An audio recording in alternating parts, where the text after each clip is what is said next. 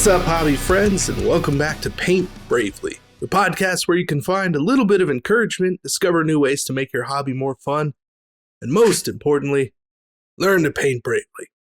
Now, we got some interesting topics, potentially quick, who knows, but fun hobby topics. Of course, before we get into that and get going, we're going to just talk a little bit about some of the hobby we've been doing lately. And of course, we're going to start it off with Brent over here. What have you been up to in the last few weeks for hobby?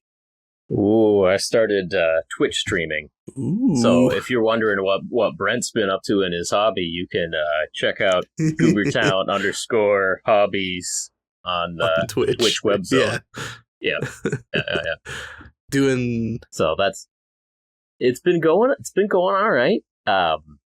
Look, the only issue is that we're in the middle of summer right now, and I'm pretty leery about having the AC blasting super loud into the microphone.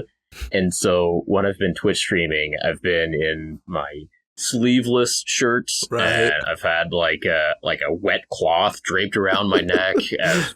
I've even kicked off my Crocs to get a even better ventilation on the feet, and just I just sweat it out for as long as I can, and then I'm like, well, that's on that note, remember to paint bravely, and then I sign out. But, yeah, exactly.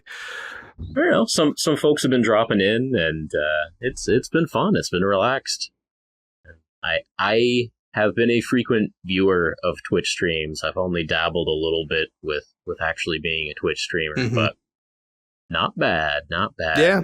I'm getting figured out. That's good. That's good. I mean, it's a tough gig, right? Like trying to keep up and deal with chat incoming and also doing whatever the thing is, like the actual hobby that you're trying to do.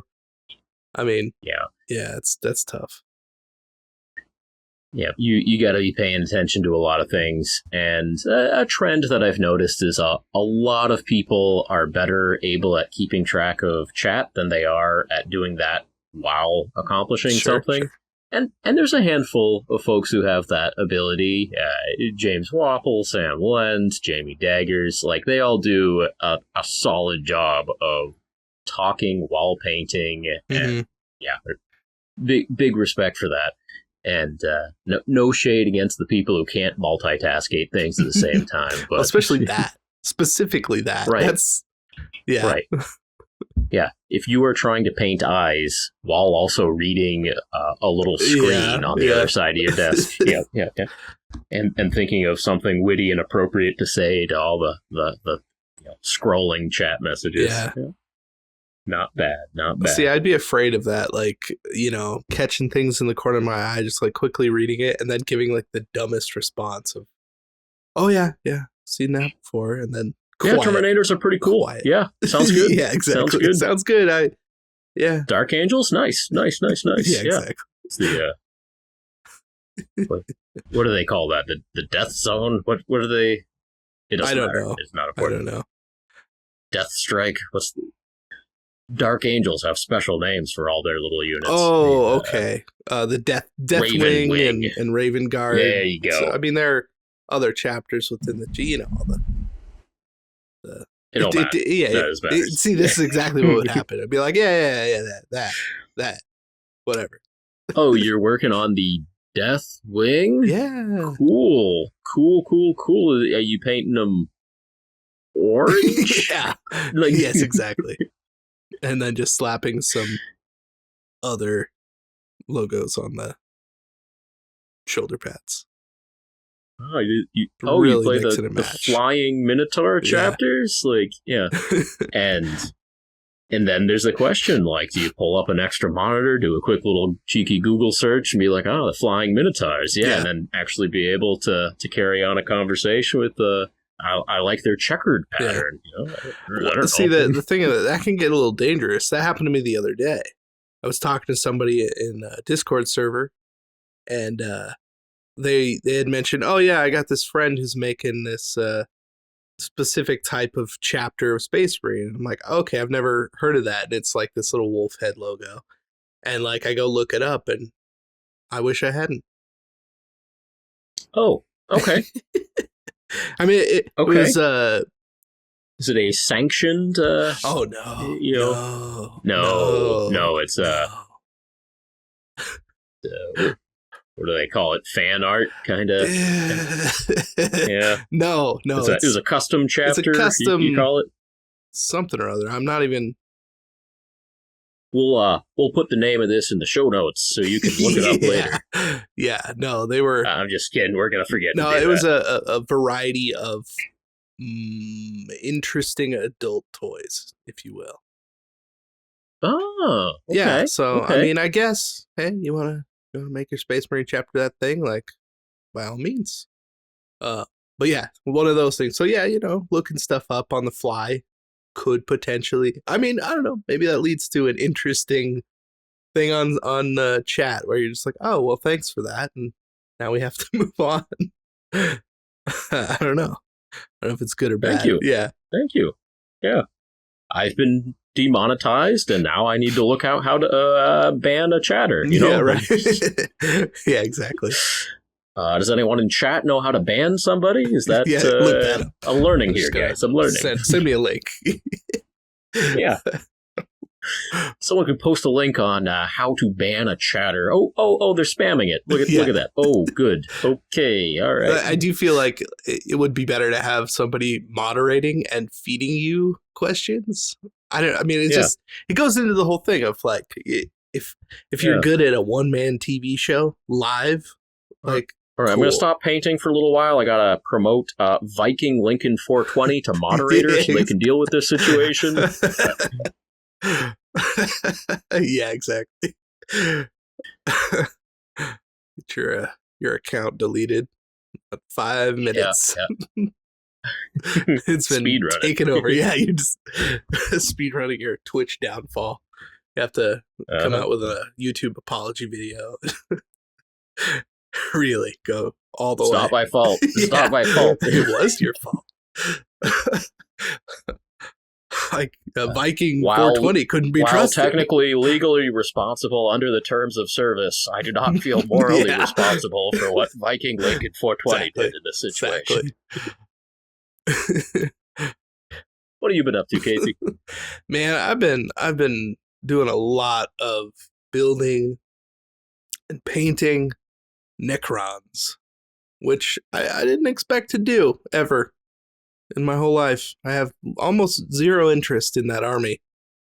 Never say never. Exactly. But a very kind subscriber sent me quite a few boxes of unopened Necrons and a bunch that he had kind of already painted and done some stuff with. And I thought, it'd be fun to try and knock the whole thing out in one go. And of course, I have a plan going in, and I thought it was going to work out. But here I am with a table full of, I don't know, way too many models that need to be finished. And I'd called in reinforcements. My buddy Bo came in and hung out for the last couple of days. And from Crossbow Gaming? That is correct, yeah. On the YouTube. How do you spell that? Bo. Bo, XX. Yeah. Phase. Yeah, exactly. But yeah, he came over and he was helping me out.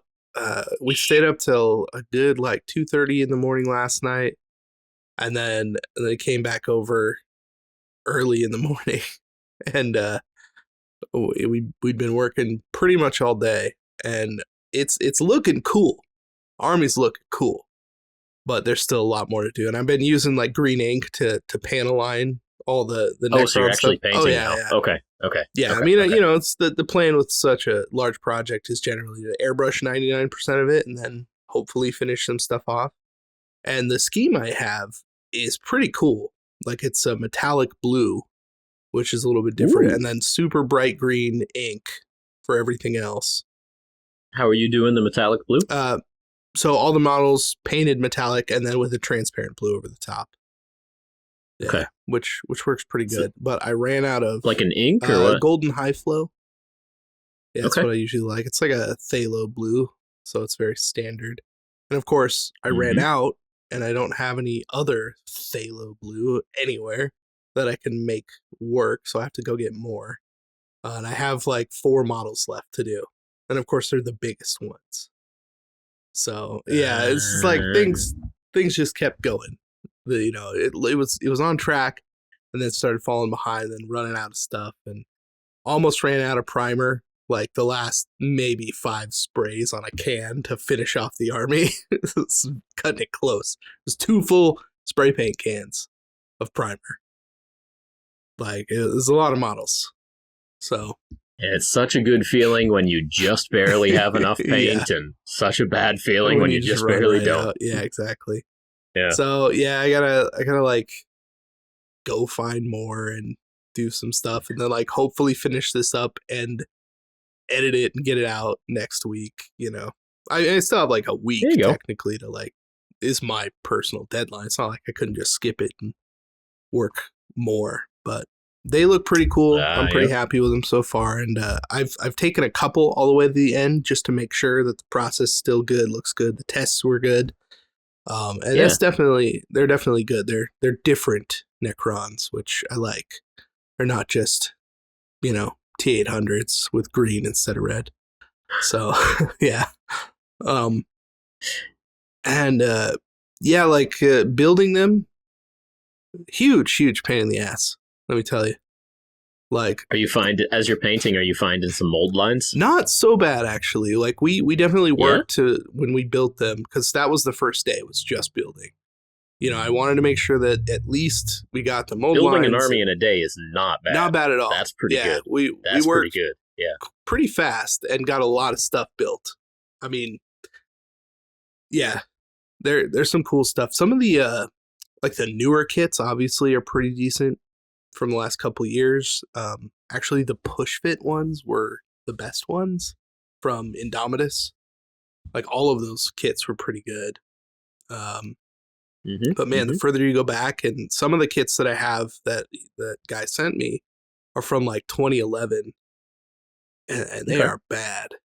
They are bad. Like the books that come with them are incorrect. The actual instructions for building them are not correct. The numbers on the sprues don't match, and so you kind of have to just look for the parts. It's not good, and it's really hit and miss.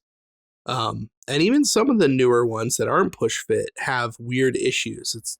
I don't know if they just, recast the new ones and they're just like, this is good enough. We're not changing it. I don't know, but they never fixed any of the issues. I did run into one where there were 2 boxes from the same year that had different sets of sprues, completely different sets of sprues in them, but the same models. Huh. It was very strange. Well, I guess that was a turnover year right there. I guess. They were both just as terrible though, so I don't know. But yeah, so it's been an adventure. Yeah, to say the least. Like building an entire army and painting an entire army in a couple of days it's a big thing. Big thing to do. So tell me about the experience of working with a partner. Like you are working with Bo towards the same goal. Mm-hmm. It's not like you're just hanging out and each working on your own thing. Like you're working on the same stuff. Yeah. How is that going? Is that helping? It's helping a lot.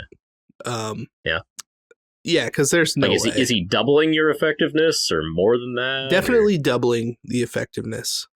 Especially because for this specific project, like we're keeping everything very simple. Right, I want to get it done as fast as possible, so there are only so many steps to actually accomplish the goal. So, when you're talking, the hardest thing I think in the whole process is legitimately panel lining with green ink, which over a metallic coat with a glossy golden high flow paint is a much easier job. Like, it doesn't stick as much, so it definitely flows into the recesses a lot easier. And that he had to leave earlier, and I continued working, and it was a noticeable drop in production. I still have like 30 or 40 models to do, and we were knocking them out pretty quick, both of us there. And obviously, like, sitting with somebody, talking, working towards the same goal. It's just a lot more motivating. It keeps you focused, you're not wandering off to watch videos or whatever. I don't know. Seems good. Yeah, no, it's not bad at all. I'm kind of bummed that he is no longer helping me finish it because there's still a lot to do. Well, I believe in you. Yeah, I'm glad somebody does. Yeah, well, it's the start of the weekend. You can't get him over for a couple more days? No, so he had to leave because he had a friend flying in from, like, Hong Kong. So, yeah. Oh, does his friend play Necrons? Or? I have no idea. I have no idea. But, this is my friend Casey from America. Yeah. This is your stool. Here are your clippers. Just follow the instructions. This is your green paint, and we're just putting it in these little ridges right here. Yeah, exactly. Yep. I mean, anybody could do it. No, we can go to the casino after you finish. Yeah. I mean, I'm pretty sure the dude's actually American. Oh, yeah. Okay. I don't know. I know. But yeah, so I don't have any help. Plus I'm, it's the weekend and stuff's happening. So wait till Monday and then try and finish it off, and hopefully I can make a cool video out of it. 'Cause, I mean, whatever happens. Like, you'll see. It's gonna be the video. So yeah. Cool. Mostly that though. That's pretty much been all consuming. Like, I mean, I hate building models, seriously. Like, so much. Like, I try and buy everything put together. Doesn't matter what it looks like, painted. Even fixing a kind of janky model feels more rewarding than starting from scratch.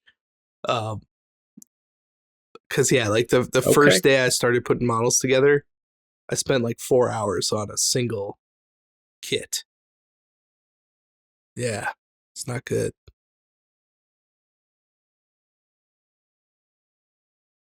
I like it. I like putting models together. Once you find every last one of those mold lines, ain't nothing like it. Ain't nothing like it. It's calming. It's zen-like. You can multitask a little bit. A little bit, yeah. I'm gonna try that on stream. I'm gonna see if the viewers rebel or not. I mean, if the Twitch viewers, I don't know, like the pace. If I'm painting, the pace of painting isn't that interesting. Right. And so if I focus more on the talking and just kind of don't have to look as much at the mold lines as I'm scraping, focus on the chatting and the interaction, mark the channel as a just chatting channel, sit in the hot tub while I do it. I mean, to be honest, if you were in a hot tub scraping mold lines, that would certainly be more entertaining. Well, we'll save that. That's a card I can play later. Right. That's fair. Yeah, pull it out your back. I don't know if it'll increase viewers, but if I need to shake things up a little bit, yeah. Just to shake things up. Just try it out. See what happens. That's the Hail Mary. That's the last resort. You're like, I guess if I take half my clothes off, this might end up working out, or just dumpster fire. I don't know.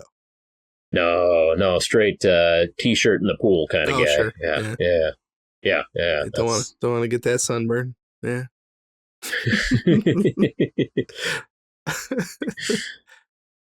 That's right. So what else?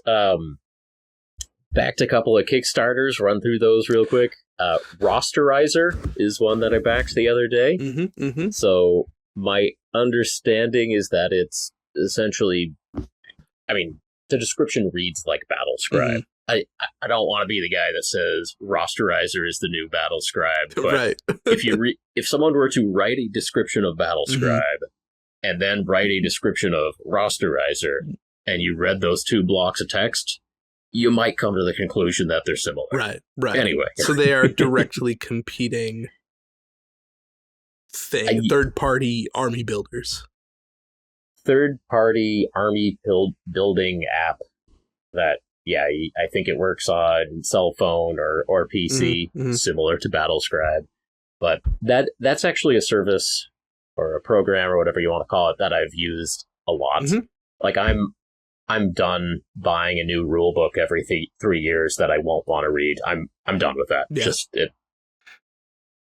Maybe for an army that I literally do not have any edition codex for, just to like flip through and get a little of the flavor. Mm-hmm. That'll, But anyway, when the day comes again that somebody wants me to play a game, obviously these apps work for, Warhammer and all the Games Workshop stuff, but I think they work for a lot of other games too, mm-hmm. or that is, users can upload stats to make them work for other games. Star Wars Legion, Shatterpoint, etc., etc. Mech Warriors, I don't know. I don't know. You build a roster, you build an army builder, rosterizer. Look, one of them. Yeah. Look, I don't want to be the guy that says that rosterizer is the new army builder, but that's how it's going to be in my brain. So, well, now that you backed it on Kickstarter, I mean, you gotta now back the horse. It on Kickstarter. Right? You gotta keep it up. That's right. That's right. Yep. So, backed it on Kickstarter. I will try out rosterizer in a few months or later this year or early next year, whenever it's actually out. And then I'll know whether it is a updated battle scribe or not. I mean, we'll report back. I feel like, I mean, everybody's been kind of going on about how battle scribe just got updated with everything. I have seen none of this discussion. Okay, as far as I know, it's all good to go. It's mint. It's great. Okay. I mean, I have gotten a lot of use out of battle scribe. Mm-hmm. Some of the features are a little old and clunky. It's pretty clunky. There was definitely a period of time where it wasn't being updated very regularly. Mm-hmm. And so, just in general, I think competition is a good thing. Having a couple options out there and seeing which one ends up being the best, seeing which one works for you. Awesome. Cool. The irony, of course, that like the company that has an army builder on their site just didn't bother. It's like they could have just done it, or at least like bought one of them. That's a whole other conversation, though. Yeah, I saw a snippet of news that there's some sort of army builder for Warhammer being included in Warhammer Plus, but my 2-year subscription to Warhammer Plus runs out in a few days, so that's not happening. Good, because I got an email today that said they're raising the price to $6.99, I think, a month. In the scheme of things, that's not bad. Oh, I know, but I mean, it's begun. But they make me remember my password every time I go to that site. That's what they're hoping. And that you're just like, I don't want to log in. Yeah, if I go to Hulu or Netflix or whatever, I haven't entered a password on those for like 3 years, and I have no idea what my Netflix password is, which is a good thing that my computer remembers it. But if I want to finish watching the Warhammer Plus animation I started Monday and finish it up on Tuesday, I got to re-enter that password. I got to crack my own code. Yeah. I don't know. I'm getting old, Casey. It's not always so easy. No, I feel you. I have to look stuff up on my phone sometimes. It'll save passwords on my phone, in its own thing. Okay. So it'll be like, how come my computer doesn't remember my password? Like maybe my phone remembers my password. I gotta double check, Yeah. It reminds me of just going to gamesworkshop.com, and every time you go there, it is completely confused about what country you live in. Yeah, that kills me, seriously. Every other website I go to has such hyper-targeted ads that know exactly what town I live in, like what suburb I'm living in. And this one's like, I don't know, we defaulted you to Canada. Did we get it right on gamesworkshop.com? Yeah. Just, no. But what are you just joking with me? I don't live in Quebec City. Like, get out of here. Yeah. No, I've done that. I've gone through and like looked at stuff, added things to a cart, and been like, this doesn't seem right. And then it's like, oh, you gotta redo that. Oh, Australian dollars. That'll do it. That's why I was adding things to the cart. I'm like, oh, look at this. Oh, wait, never mind, dude. Every time I go on there, I'm still surprised even when I get it into USD. the prices increase so frequently that I have never not been surprised by the prices when I go to the Games Workshop store. Like, I was on the site a couple days ago, and there is a female Imperial Guard, like, special character, but it is just a guardswoman. Like, it's a guardswoman. And I don't know, she has her foot up on a rock, and it's a plastic guardswoman for $40. Yeah, that's the character and model. I checked, it's like, oh, no, that's US dollars. Like, oh, my goodness. Like, 25 millimeter base? Okay, awesome. Great. Cool. Anyway, what else is new? I also backed, speaking of finding more affordable Imperial Guard, hey, this transition's going to work. This works great, since we both backed his Kickstarter. Oh, of course, you did. Yeah. So what's it called? War Horses from Victoria Miniatures. Is that the full name? War Horses? Project War Horse. Project War Horse. That's what it is. See, now I'll look it up. So Victoria Miniatures is a company with a long history of making awesome-looking alternative sculpts for Imperial Guard, often featuring female models.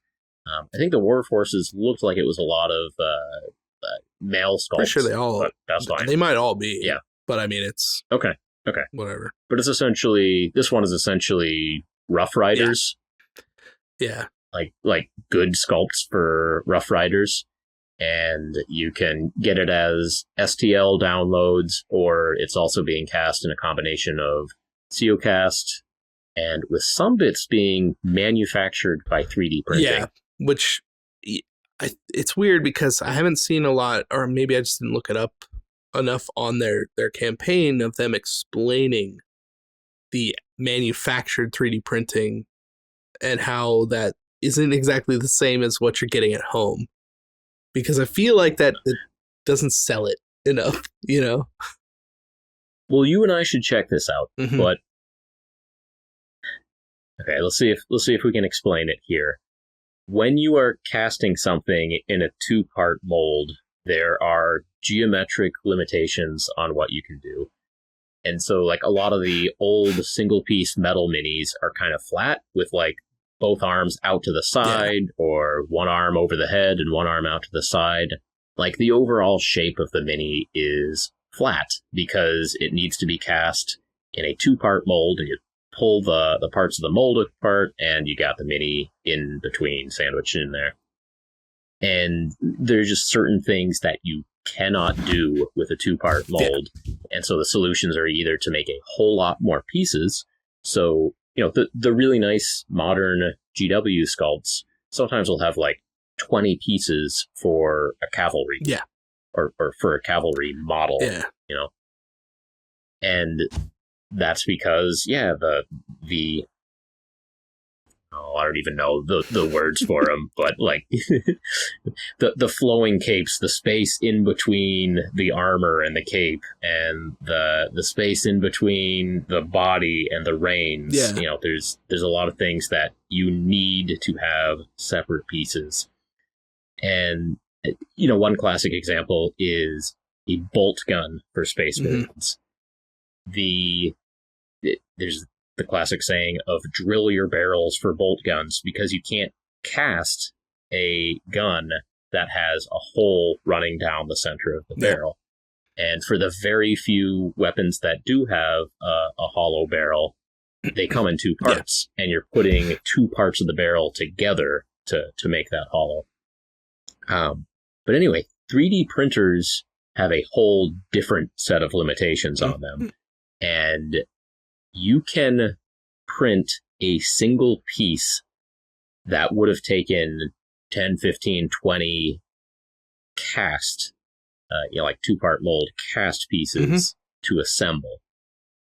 And sometimes you can print something that's like you don't even know how to get your paintbrush in to paint something. Yeah. Because the 3D printer was just able to layer it all up. And, you know, we saw this at Adepticon, that DTR from Onion was showing us the printed as a single piece print, a man standing inside like a cage jail. Yeah. And if you were building that out of a plastic kit, that would be at least 5 pieces. The guy would be realistically 7 or 8. Yeah, a bunch, and then the cage would be a bunch, and then you'd have to glue it all together straight. Yeah. Yeah. So there are some shapes that a 3D printer can just do in a single shot and work perfectly fine. And the 3D printer has some limitations on making sure that it can be supported all the way from the build plate up to the top tip of the Mini, but it can do a ton of shapes that casting cannot. And so my understanding is that for the easy stuff to do in a 2-port mold, that's going to be in CeoCast. And for the stuff that's a little more tricky, that's going to be production level quality 3D prints. And so I think the example we heard is like the mouths of the horses.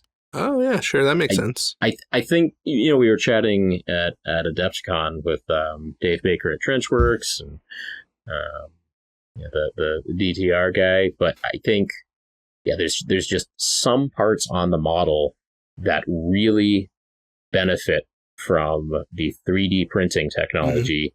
And there are other parts that are just easy to do, 2-part mold with CeoCast. And I think the idea is, it's going to be 2 different materials in the models, but they both work fine together. You're going to need to use super glue on either of those materials, and so you can use super glue to join the 2 different materials together. But I'm interested in seeing more of this. I think in general, this is something that we're going to see a lot more of on like Kickstarter-sized projects, especially for, Victoria Miniatures is a well-known company. It's not a big company.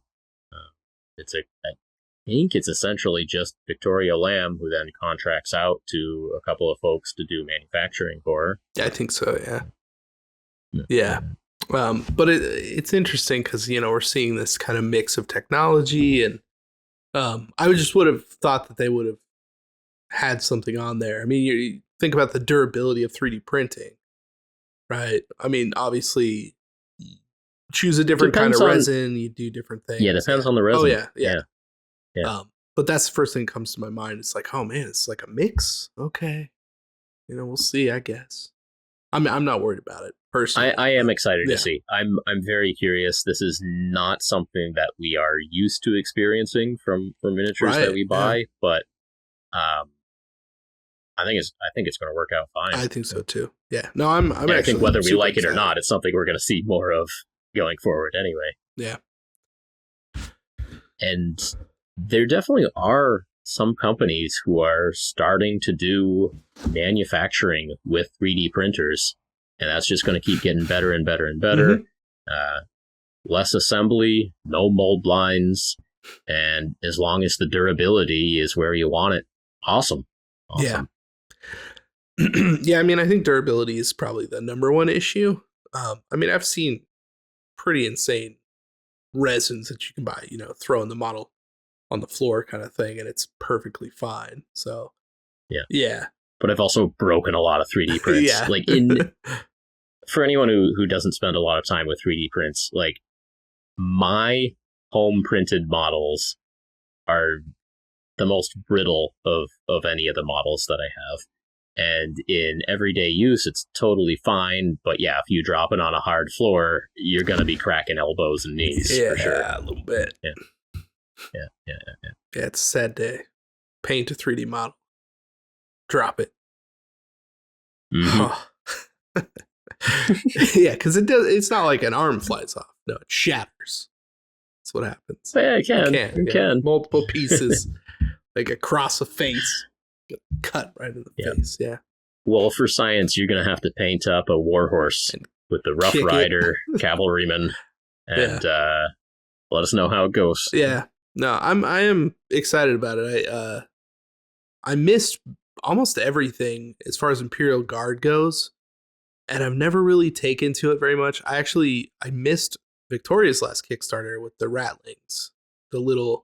Those look great, and I like those. Those models. I'm actually more excited about. Yeah. I'm more excited about those than the warhorses. I'm sorry that I missed. I mean, you can still buy them. You can just go to whatever, the Victoria Miniatures website and buy those ratlings, but they are halfling snipers or something. They're alternative, models for halfling snipers from the old Imperial Guard range. And they are hilarious, and they're sitting around their campsite and cleaning their guns and drinking coffee, and they look great. Basically hobbits with sniper rifles. It's fantastic. Well said. Yes. Yeah. But the old metal models, I've actually bought a bunch of because I think they're really cool. Right. And so to see those, because I saw those at Adepticon, I didn't even know there was a Kickstarter for it, so I missed out. Obviously, just buy them, but like kind of revisiting some of the older types of models that were in that range that are actually just more exciting than what Games Workshop has provided in the last decade is really nice. Like I've seen some fun things. I've done projects for other people using really old Talon Raiders and just things that you don't see anymore. And I think it's great. So I'm excited for these horses. I can't remember which ones I ended up with. It was the more modern-ish military-looking ones, I want to say. Yeah. So I think this Warhorse project had 5 different, what are they called, guard regiments? Something like that, yeah. Types of model. Basically, these modern soldiers on horse cavalry, but kind of from 5 different planets. And so you got the desert ones, you got the super buttoned up dress uniform ones. Yeah, some cool options. Cool. Yeah. So Kickstarter's definitely coming in hot this week, which is pretty nice. I think that's it for Kickstarters. I haven't backed any other Kickstarters recently. I don't know about you. Those are the ones I saw. I mean, there's Kickstarters going on all the time, but those are the ones that I backed recently. Very nice, very nice. Well, cool. Do you got anything else for hobby this week you want to talk about before we get into some of these topics? Nothing too important. I did decide to go to ReaperCon this year. Oh, okay. And so I'm not going to Gen Con this year. And Gen Con has been one that I've gone to most years that haven't been infected with a terrible plague sweeping the land. Sure, yeah.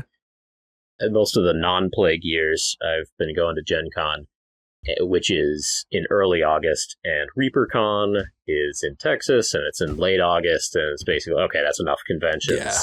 And I'm all conventioned out for the month of August. But I decided to take this year off from Gen Con, and enough folks told me how good ReaperCon was that, I'm going to go to Dallas-Fort Worth, Texas area to check out ReaperCon this year, which is a smaller mini painting focused convention, obviously centered around Reaper miniatures, but there are other companies that come in for the vendor hall. There's painting competitions, painting classes, and it's another Embassy Suites apparently filling up a hotel convention center.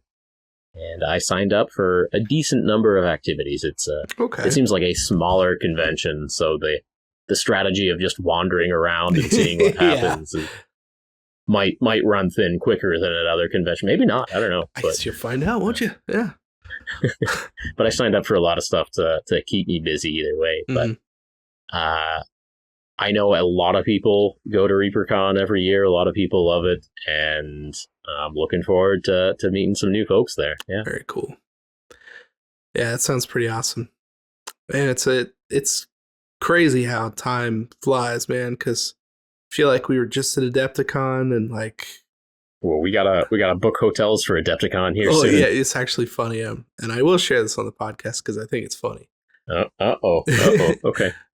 So Eric from Eric's Hobby Workshop, right? He missed out on the convention hotel the last 2 years that we've all gone, right? And he was super bummed about it the first year, and he said I'm gonna make sure to get it the next year, and he didn't. He missed it again. And so randomly, like, I think it was today actually, he messaged an Adepticon group that I'm in. You're into, I think, but he's like, when do these tickets? When can I get a hotel? Is it now? Is now the time? And everyone's like, dude, that's just not now. No, it's like months from now. I think it's 1 month from now. I mean, it's coming up. And I think it's a 5-minute window that you need to be alert and ready, and your internet connection needs to be pristine during that time. Exactly. But I just thought that was very funny because he's like way early this time. And you need the ability to enter your name and credit card number with such confidence, and the ability to hit the enter button with no regrets and see what happens. It's a no regrets situation. Like, I mean, and realistically, YOLO. You could just be like, never mind. I don't want it anymore. You need to be buying like a $200 hotel room with mad speed, without looking back, without proofreading anything. Yeah. I just thought that was pretty funny because it does sell out so fast, and we've gotten lucky the last couple years. So want to continue that streak. Like, I've gotten lucky. Yeah. Oh, that's true. That's true. But yeah, I mean, we're already, it's already almost August, and more conventions like Gen Con's coming up, ReaperCon's coming up. It's insane. Time flies. So that should be cool, though. Yeah, should be real cool. Speaking of time flying, congratulations. I hope Casey and eBay Miniature Rescues is going to hit 100,000 subscribers on YouTube imminently, probably, as long as we didn't just jinx it. So you never know. You never know. Thank you. Yeah. Head on over to eBay Miniature Rescues and see how that's going. Right. And if you want to be funny, you can either subscribe or unsubscribe and just make it waffle over the 100K line. That's the last thing I need right now. It's just that like extra bit of like, I'm right at the finish line and it just tanks by 20 or 30. Oh man, don't do that. Please don't do that. I can't take it. I don't know. Funny ideas just come to me. Yeah. I just spit them out without consideration. I can tell. Well, thanks, man. Yeah, it's right on the edge. It's got like 40 left. At least right now. I assume by the time this comes out, I'll hopefully have surpassed that. Yeah, we'll see. But things are looking good. So. Well earned. People like seeing those old nasty minis become pretty cool minis. Yeah, I think that's pretty fun. I'm glad other people think it's pretty fun. Heck yeah. Yeah, it's good. You gonna celebrate with a cake? I mean, I don't want to. Like, my wife has been saying it for the last like year or so. She's like, so you're gonna hit that 100K, right? We're gonna have a party, and I'm like, no, we're not gonna have a party. Because what would I don't know. Like, as discussed, you need to finish painting Necrons that day. Yeah. I got work to do. I don't need a party. Bleary-eyed, he looks up from his plasma matriarch. A nod of acknowledgement, solemn recognition of a milestone achieved, and then just right back to those green panel lines. It's literally how it's gonna go. Like, just like refresh the browser every so often. Oh, sweet. Sounds like a plan. Maybe I'll I don't know. I'll have like a soda or something and sit there and You haven't really thought about it too much. I mean, I suppose it's nice that like I'll get that plaque, right? Ooh. 100K plaque. That's what you can do with your day, is figure out how to convince YouTube to send you a plaque. Right, I've heard that's... Because they do not make it easy. I've heard that's kind of a huge pain. Like, I'm sorry, but no, I need the plaque. Like, plaque. Why do you think I did all this? That's the only reason. I just Wanted your $30 plaque. Thank you. The friends we made along the way? No. That was for nothing. I must have this plastic plaque. Yeah. On a plaque that with the name of a much larger company on it. eBay, yes. Yeah, I wonder if do they count the name or if I changed it real quick? You know what I mean? They're like, I'm now Goobertown Rescues, and then they'll send me that plaque. Massive respect, dude. And then you could, dude, if you did an unboxing, like, I mean, it's been done. Nobody cares. Yeah. Like the channel owner is the only person that cares. But if you did one of those, I got something from YouTube today. Let's unbox this plaque. And it just said, yeah. Viking Lincoln 420, exactly. Like, congrats on 100,000 subscribers. Yeah, exactly. You never show it to anybody. Yeah. Dragon Sex 69. I don't know. It's got to have the 69 in it, or else, it's not good enough. Oh, man. Yeah. Yeah. You have the option to do something funny here, Casey, and yeah, I mean, think about it. That's I'll all. think about it. I don't know how hard I'll think about that, but whatever. I don't know. We're there, or at least probably there by the time this comes out. Congratulations. So, yeah. That is pretty cool. And thank you, dear listeners, for making that possible. Oh, very much, yeah. Thank you. Yeah. It's still insane, honestly. Like, 5 years ago, you and I were chatting on, I don't even know if it was Discord then. Oh, I don't know. I think we were just leaving comments on each other's videos, but yeah. Just being like, those are some sweet yellow goblins you got there. That's pretty nice. Yeah. We got a lot in common. Yeah. Similar tastes in goblins. I mean, that's fair. Yeah. That's very fair. Oh, goblins are good. They just are. Goblins are good. Yeah.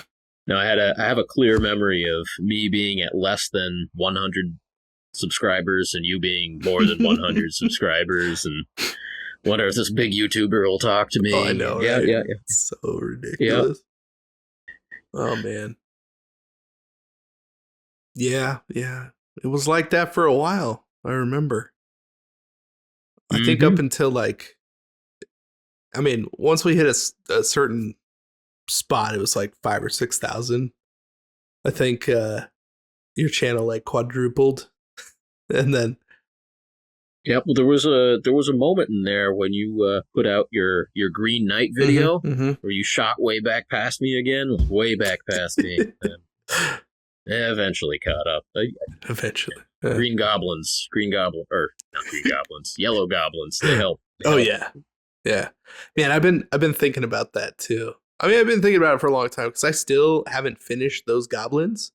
Those exact goblins, like what you saw in that video, is all I painted. But I've been definitely thinking about doing something like that. I'm gonna buy 500 of them. We're gonna do that. That sounds awesome. That sounds awesome. I've slowly been picking them up at Adepticons. I got myself a good 30 or 40 of them at this last Adepticon, the bit seller. But yeah, if you find any sweet goblin scores, right on. Yeah, you know what you need to do. Yep. Actually, you know what? Yep. Now that you mention it, I kind of did.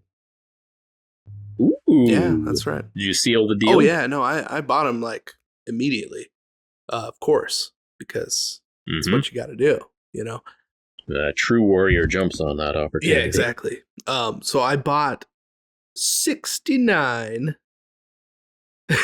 No joke. 69 of the what are the grots from 40K, the Gretchen. The old ones, the second edition ones. Oh, the monopose ones with their auto guns. I bought 69 of them for $30. Cool. So I was pretty happy about that. And then the dude sent him off, and then he messaged me. It's like, so I think my wife dropped her wallet in the box of Gretchen. So if you'd please let me know, that would be great. Her wallet was not in the box. So bummer. Yeah. But I got 69 I'll keep your secret, Casey. Gretchen Yeah. and a new TV. Did you? Yeah, exactly. I was going to ask you what you bought with the wallet that wasn't in the box. Yeah. New TV. All right. Exactly. Yeah. No, that was one of the more weird eBay messages I've gotten for sure. That's up there. Yeah. That's silly. That's silly. So I not as silly, but I actually had a conversation with somebody I bought something from on eBay 5 years ago. Okay. Yeah, so Robert is the guy who owns and operates and does all the labor for Typhoon Paint or Typhoon Painting. This is the company that takes old laboratory grade vortex mixers, like heavy pieces of steel that have the little cup sticking out, and you put your paint bottle on the cup and it spins around like crazy. And this guy, Robert at Typhoon Painting, Typhoon Mixers, he just goes on eBay or whatever. He buys up lots of crusty laboratory equipment that's just covered in weird powders and whatever. It's some working, some not working. But he brings all that stuff in, he disassembles it, he cleans it up, he fixes anything that might be a little bit janky with the electronics, reconditions them, and then he gives them a fresh red coat of paint, puts them back together, slaps a Typhoon Vortexer sticker on the side of it. And I bought one of those, I think 5 years ago now, and I am a happy customer. But anyway, you just had a chance to talk with him on the phone recently, and he's still at it. He's I think he said he hit a total of 1,000 restorations recently. Oh, wow. And he did the math, and it was like, I don't know if he said 7,000 pounds or 7 tons or something, but it's like a lot of material that he kept out of the dump that way. Yeah, that makes sense. Yeah. I mean, this is just heavy, built like a tank laboratory equipment that's probably from the 80s, some of it from the 90s, but it's just stuff that's like, yeah, this is industrial grade, and plus they don't build them like that anymore. And I've seen a few folks using the like plastic blue kind of rubberized top vortex mixers, like those. Okay, you have one of those. Yeah, that's right. But there's a few paint mixers that are kind of float around on social media, and they're cool, but they're fine. They work. Yeah, that's about it. Yeah, they work. Just enough. They work. They mix your paint. There you go. But yeah, the stuff that Robert's doing at Typhoon Painting is not that much more expensive, and it's like it's real, like a actual brand new lab grade vortexer is probably like $700 these days, and these reconditioned ones are like selling them $125, maybe $150 for the heaviest duty models. Sounds pretty good. And yeah, it's just one of those stupid luxuries that you really don't need. Right. But it feels cool, and especially for me because I science background, it feels cool to just have a piece of lab equipment with a sweet coat of red paint on it that it goes professionally real fast. reconditioned. Yeah. Shakes your paint really fast. Real good. And these days I mostly just use it to dislodge the shaking ball inside the paint, and then once the ball's actually mobile, then I just do the normal shaking thing, and it's all good. But yeah, touch the vortexer for a few seconds, shake like normal for a few more seconds, paint's ready to go. Yeah. I don't know, that's not a particularly important topic, but hadn't mentioned that little bit of equipment for a while, Mm-hmm. and it's something that sits under my desk and so never shows up on camera. I keep it right by my feet because I mean the thing the thing shakes around, and if I do it on my desk, like it doesn't move. Like the tank-like unit does not move. It stays solidly exactly where you put it on the desk. The rubber feet but shake the entire desk Yeah. hums. Like, yeah. That's so good. So instead, I put it, down near my feet on the carpet so that a little more calm when I need to shake my that's things. a good call. No, and that's the last thing you need is your desk shaking and moving at all. Yeah. No, that's very the indicative little Gretchen of start power. moving around your your table. Yeah, exactly. Yeah, the one I have to like hold down so it doesn't move. Yeah, it's pretty small. Well, I don't know. One of these days, I may do an episode featuring a couple of like reduce, reuse, recycle types of initiatives that are around in our hobby, and in that case, the Typhoon paint mixers will be a part of that. And I don't know. He also has a line of like laser cut plywood paint racks. Oh, okay. And so that's another thing you can get there. There's a lot of companies that sell those. He talks me into. Well, I don't need those. That's not how I organize my desk. Mm-hmm. But his sales pitch is that the circular cutouts for the holes in the paint rack are offset. Each row is offset. So you can actually read your paints? Yes, so you can actually read your paints. All right. And also, geometrically, you get more paints into a smaller area. So for a certain size on the desk, it's better than the ones that just come in neat rows. I mean, that's fair, because I have that literal complaint about some of mine. Okay. Okay. If you want one of those wooden paint racks, but where the paint bottles are offset with each alternating row, so you can read the labels and fit a few more in there. Yeah. There you go. That's good on him. He's recognizing a problem and fixing it. So yeah. Very cool. I mean, I don't think it's recycled plywood, but yeah, in the scheme of things, plywood's not too bad for the environment. So the theme still holds. Yeah. Yeah. It's wood. It's fine. Yeah, that's renewable. You get some more wood. Yeah. Grow the wood. But as a serious point, if you're getting like the acrylic, the clear plastic nail polish racks, those will break, and eventually you just throw those out. Yeah. Probably they'll last for a while, but eventually you'll break the clear plastic nail polish rack, and then it will no longer be something you want on your desk after a while. Well, yeah, they don't look very good. They just don't. I use the steel nail polish racks. Yeah. That's what I like.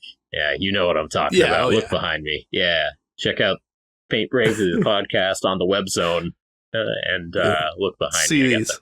The steel nail polish racks. Yeah, racks of paint. Yeah, I went the MDF route with the Hobby Zone. Yep. I like those. Yep. Those are pretty nice. I think they're offset. They're not really. Like a little, but not really. Okay. Yeah. They're all right, though. Yeah. Well, anyways, now that we've talked about that. Yeah, well, it's been an hour. It's a pretty good podcast right there. I mean, that's fair. Oh, I bought a couple of bottles of Vallejo Express and I tried them out. They seem fine. Yeah. That's good. I don't know. On the whole contrast paint conversation, contrast paint, speed paint, Vallejo Express, like, I think we're at a point, in my mind, they're all slap chop juice. What color do you want? Does your local store have it? What's the price? Slap chop juice. Does it come in a good bottle or a stupid bottle? I mean, yeah, there you go. Yeah. I mean, that's where we're at, right? Like, you want slap chop juice? Yeah. Like, how's it pour? Yeah. That's the way to look at it. there was a point where contrast paint was a really big thing, and then for a little while speed paint was a really big thing, and now there's a bunch of options out there, and just get you whatever color of slap chop juice you want. Yep. That makes a lot of sense. In some news, just because we're talking about you got some news? Different types of paints and such with companies who manufacture these things. Elric's Hobbies, who does like the resin bases and a bunch of other stuff. They were so they are now, as far as I know, buying Secret Weapon miniatures, or at least this interests me. As far as I know, it's their bases, but it might be the rest of it too. I mean, I hope it is. Okay. That's the hope.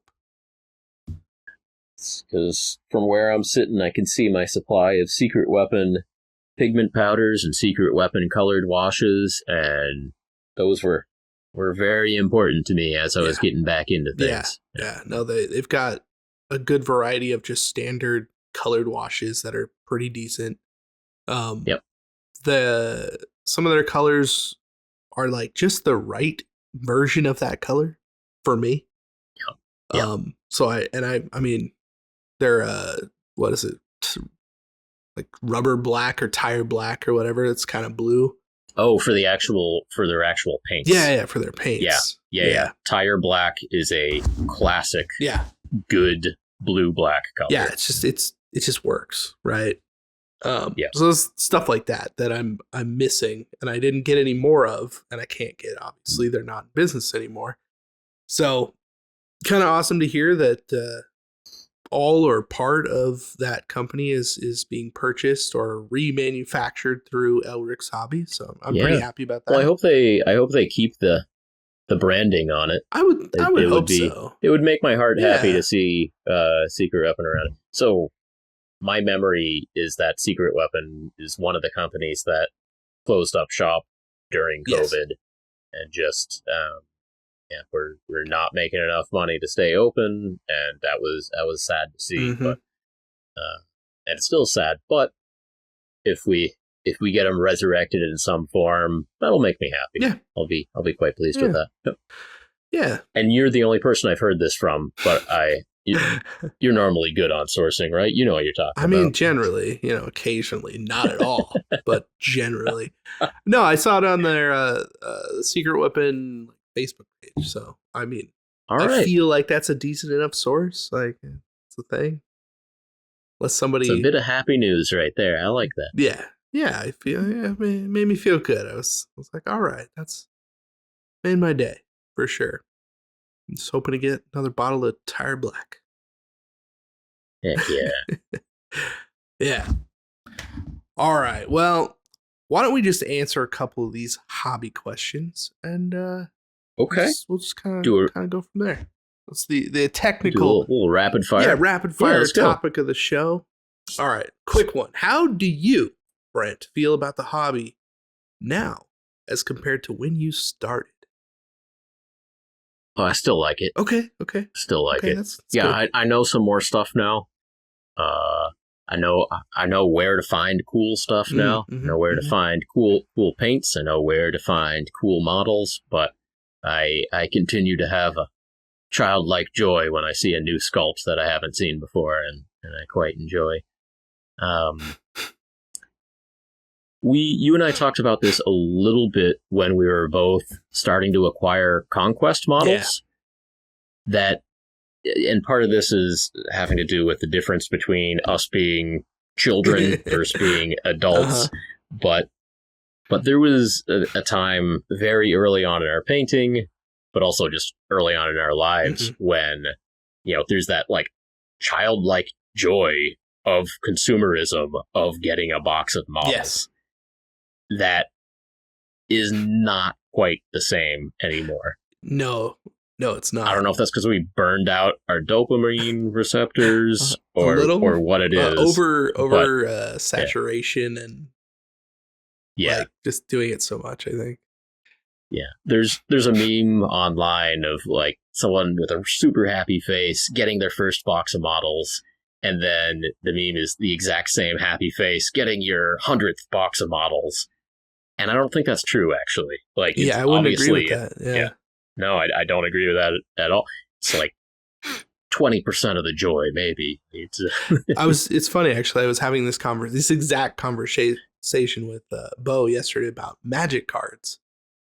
Right? Oh, sure. Of like, you get those packs, yeah. man. You crack them open. You don't know what you're going to get. After you've cracked enough packs, like, it's not exactly as exciting as it used to be.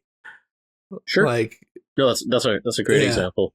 I mentioned Conquest because both of us about a year ago, when we were doing our research about the Conquest factions and all that, and we were trying to find eBay sellers for Conquest minis, like, we both experienced a sliver of that discovery and materialistic want. That's very true. Yeah. Like a sliver of the good feeling that capitalism can give you. Like, we both had like a little bit of like the Christmas feeling. I want those Dwayne Yeah, not in the just like, these are pretty cool models. Maybe I paint one of these days, which is what realistically a lot of our purchases are, as people who've been in the hobby for a while and have big collections. Every once in a while, for whatever reason, we can experience that again of like, oh man, I have not seen this before. Let me get some of this. But the pure materialistic joy does diminish, but still, the joy of like acquisition, exactly what you're talking about, of like buying a Magic pack and opening it up. I think that goes away. Get habituated, your dopamine receptors just quit on you. Well, and especially if you've been like, and not that it's exactly the same as models, because what's the picture is on the box is what you're getting generally. So at least with Magic, there's that like tempering expectations. The more packs you open, you have to be like, nope, this is not gonna work out for me, and then being excited when it's actually decent, right? Of course. So at least with models, it's like, well, I know what I'm buying. And that's not just, that is not the only joy we get from this hobby. Right. Like, there is all the sense of accomplishment of painting minis. There's the relaxation of sitting there with a podcast and moving paint around a mini with your brush. There's just sitting around talking about this hobby. Like, there are so many enjoyable parts of the hobby that continue to grow with us and continue to be very rewarding. But it is a little different going forward. But some of it's the same. Some of it is, I still don't like building models very much. I think that has changed from like when I started, because when I did get a new box, it was that like, oh man, I got this sweet box of models. I have no idea what's in here or what it's going to do. Right. And so building those and like discovering what the thing looks like at the end was pretty rewarding. Doing conversions early on, made things fancy and new and different. And, now it's, I don't know, like if I get a new box, I feel like, oh man, this is so much work, like, but then again, if I found that same box and it was $30 more for the same box and it was built, man, I'd be pretty stoked. Like, no, not gonna lie, I would be pretty happy, like finding that deal. And it's like, these were put together decently. This is gonna be great. Like, I can prime these tomorrow. It's a good feeling. Fair enough. Yeah. Oh man. Yeah, I think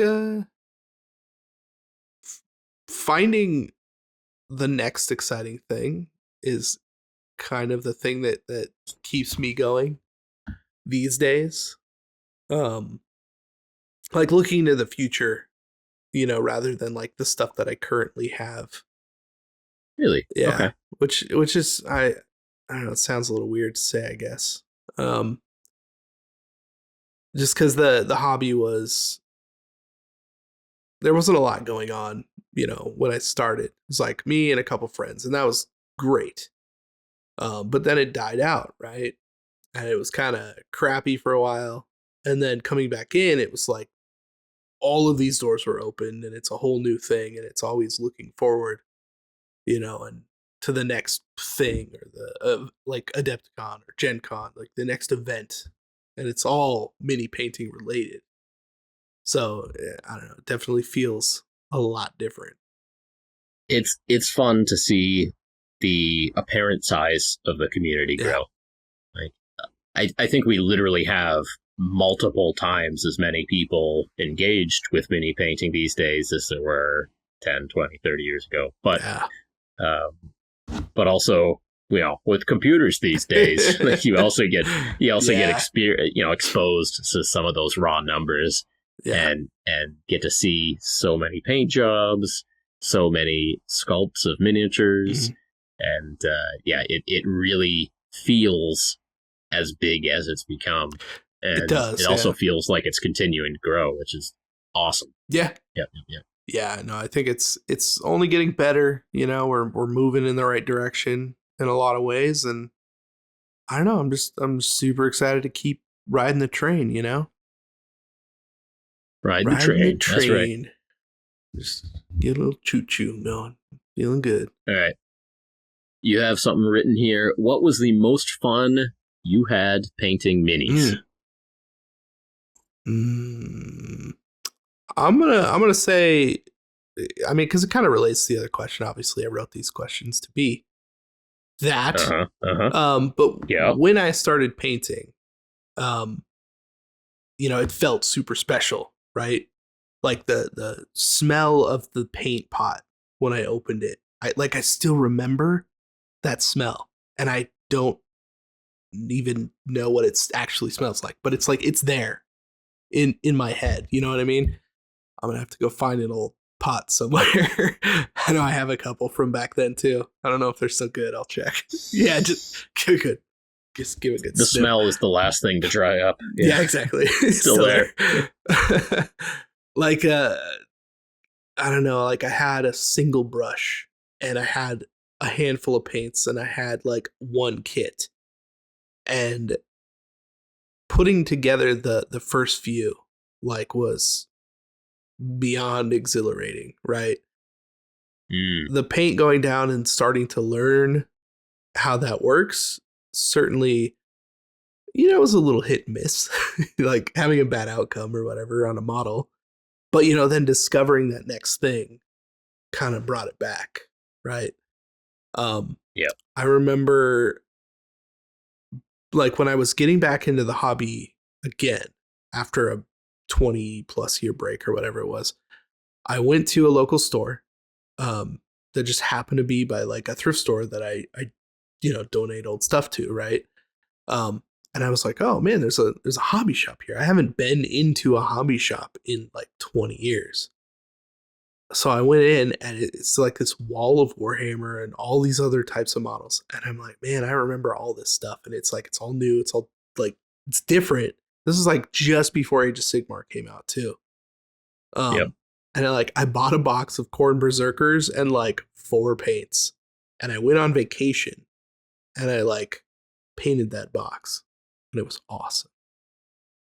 Dude, that's great. It was good. I was out over on the Oregon coast, like near the beach, in a sweet campground, just painting minis out in the wide open. So good. And my wife's just like, what are you doing? I'm like, I'm painting my models. Just leave me be. Leave me alone. Yeah, basically, yeah. Let's give her that real loud one. Ghostbusters 1. Shush.